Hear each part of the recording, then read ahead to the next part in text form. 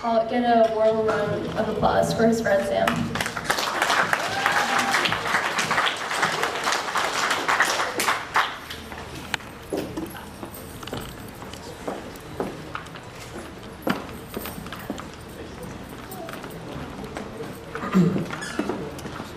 Well, good evening, everyone. For those of you who don't know me, my name is Sam. Raza and I have known each other for the better part of 10 years, and knowing Raza really did make it the better part. It was a bit of a shock when Raza first asked me to say a few words tonight. I questioned what I had done to deserve such an honor, and wondered about how many people he had asked prior to being stuck with me. And most importantly, would I still get a free meal if I turned it down? Naturally, I didn't want to take the chance, so here I am. I'm not up here today to share embarrassing stories about my best friend. I'm instead going to share some wisdom with you, Ifra, that my family once shared with me. Marriage is like buying a used car.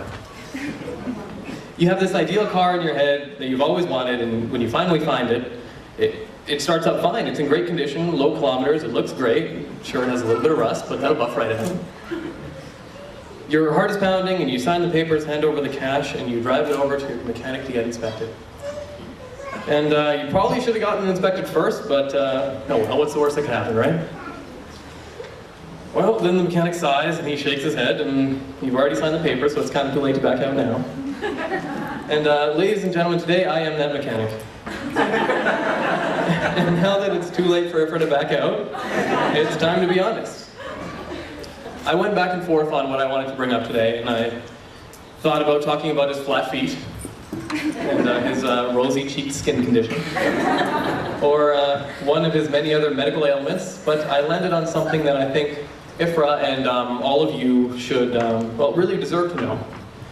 It's his crippling addiction that he grew up with, an addiction to baby carrots. This might sound ridiculous, but bear with me. Over our 3 years at Lester B. Pearson High School, Raza and I spent a lot of time together. And without fail, every day after school, Raza would reach into his bag, pull out a brown paper bag, pull out another clear plastic bag out of that one. That's a lot of bags. And proceed to eat 8 to 10 baby carrots. Now, this sounds harmless, but I did some math. At the average rate of 9 baby carrots a day, Raza would consume 45 baby carrots over the course of a week. Assuming he took a break over weekends, which is quite generous. Over one school year, this equates to 1,620 carrots.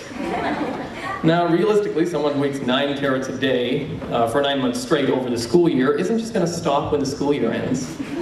Oh no, at that point, they don't want to eat the carrots anymore, they need to eat the carrots.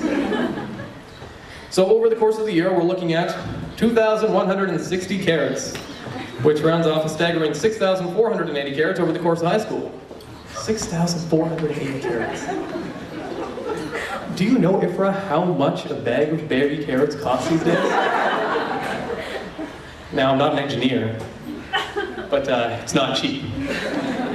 And good luck from keeping your kids from falling into the same carrot addiction. Pretty soon that number will double, if not triple. It might as well be a carrot farmer.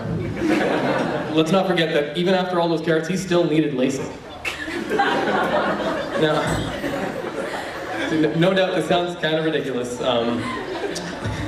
but I bring it up because it represents something special in my life, Raza. Raza and I would spend a lot of time together after school, talking, driving, working out. Pretty much every day, Raza would drive me home. And pretty much every day, he would pull out that brown paper bag and share his food with me. I didn't even have to ask. He would just give me half of his carrots or whatever else he brought. And it didn't mean a whole lot to me back then because I was young and stupid, but now, the other day, I realized something. That at some point in those 3 years of high school, I gained something through Raza. I gained a brother. Something I'd never had before.